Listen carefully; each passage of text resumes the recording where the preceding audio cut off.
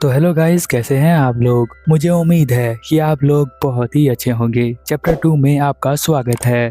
Chapter के starting में Yong von को देखते हैं जो यहाँ पर अकेले खड़ा होता है और वो सोच रहा होता है कि वो यहाँ पर क्या कर रहा है और ये कौन सी जगह है। तभी हम देखते हैं कि वो यहाँ पर योंग वू को भी देखता है और योंग वू इसे देखकर कहता है कि तुम यहाँ पर क्या कर रहे हो और तुम मेरी जगह पर कैसे आ गए। यहाँ पर योंग वॉन कहता है कि मैं यहाँ पर गलती से आ गया हूँ, ये बस एक छोटी सी मिस्टेक है।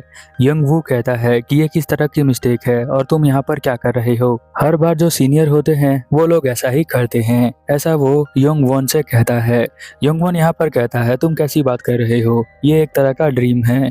यहाँ पर उसे रियलाइज हो जाता है कि वो एक ड्रीम के अंदर है। यहाँ पर योंग वू जो होता है वो कहता है कि देखो, तुमने जो है लैपटॉप के अंदर कुछ भी नहीं लिखा, तुम किस तरह के सीनियर हो, तुमने कोई प्रेजेंटेशन भी नहीं बनाई। यहाँ पर वो कहता है कि मुझे माफ कर दो, उस दिन तुम मेरा ध्यान भटका रहे थे, इसी वजह से ऐसा हुआ, इसलिए मैं तुम्हें यहाँ पर सजा दे रहा हूँ। ऐसा यहाँ पर योंग वू कहता है। यहाँ पर योंग वॉन कहता है कि नहीं, मुझे कोई सजा नहीं मिलनी चाहिए, सजा तुम्हें मिलनी चाहिए।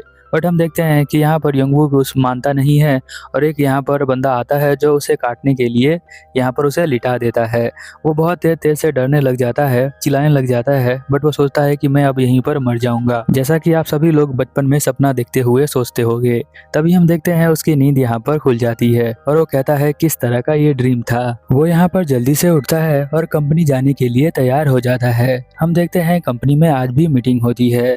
यहाँ पर योंग वॉन सोच रहा होता है कि योंग वू जो है आज भी मुझसे नाराज होगा, मैं उसे प्रॉपर एक्सप्लेन नहीं कर पाता हूँ। अगर आज वो मुझे पूरी तरह से इग्नोर करता है तो वो उसका रिस्पॉन्सिबल मैं खुद हूँगा, क्योंकि लास्ट नाइट मैंने जो है होटल वाला जो एक्सीडेंट किया था वो बहुत ही बेकार था। और हम देखते हैं कि यहाँ पर योंग वॉन जो होता है सोचते सोचते यहाँ शाम हो जाती है और ऑफिस खत्म भी हो जाता है।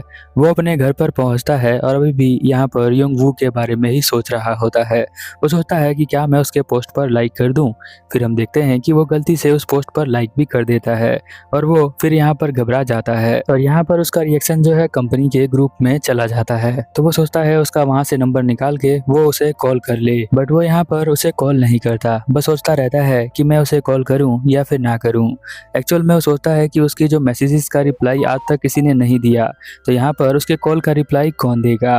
वो कहता है कि वो लड़का बहुत ही बेकार है और वो बहुत ही ज्यादा अच्छे से बिहेव नहीं करता है, बट उसका चेहरा बहुत ही ज्यादा अच्छा है। कंपनी में आने से पहले उसने कंपनी के बारे में खुद से ही रिसर्च कर लिया था और फिर इंटरव्यू देने के लिए आया था, जिसे हमें पता चलता है युंग वुंग है वो अकेले ही चलने में विश्वास रखता है, वो अकेले ही सारे काम करना चाहता है। उसके पास एक बहुत अच्छा दिमाग है जिसका यूज वो बहुत ही अच्छे तरीके से करता है।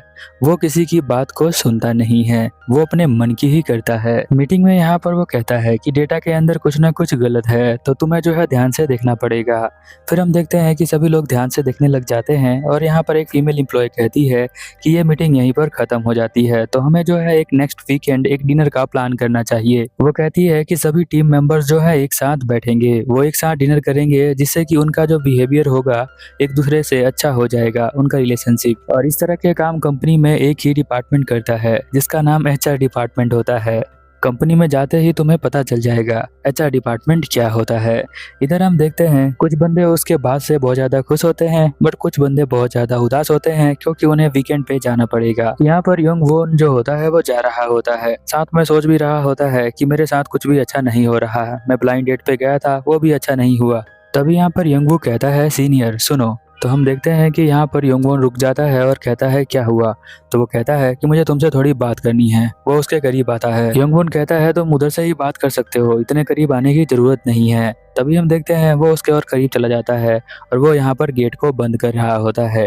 ये देखकर मन ही मन वो बहुत ज्यादा घबरा रहा होता है कि अब वो यहाँ पर क्या करने वाला है। उसके दिल के अंदर बहुत ज्यादा बेचैनी होती है। वो सोचता है कि जल्द से जल्द मैं इस कमरे से भाग जाऊं।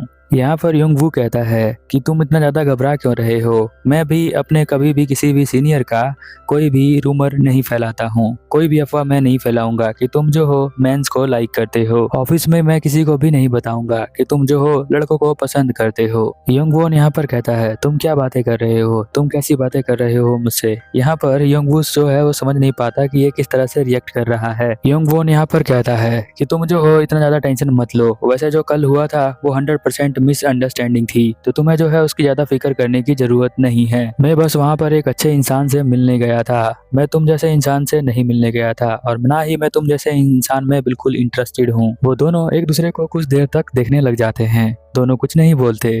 फिर हम देखते हैं कि यहाँ पर जो युंगवू होता है वो कहता है ठीक है, जैसा तुम कहो, तुम मेरे अंदर इंटरेस्टेड नहीं हो। फिर हम देखते हैं कि यहाँ पर योंगवॉन जो है वो कहता है हंसते हुए कि मुझे माफ कर देना उस दिन के लिए, मेरे से गलती से तुम्हारे ऊपर मीट गिर गया था। योंगवू यहाँ पर कहता है उन सब छोटी छोटी चीजों को मैं जो हूँ भूल भी जाता हूँ, मुझे तो याद भी नहीं है कि मेरे ऊपर मीट गिरा था।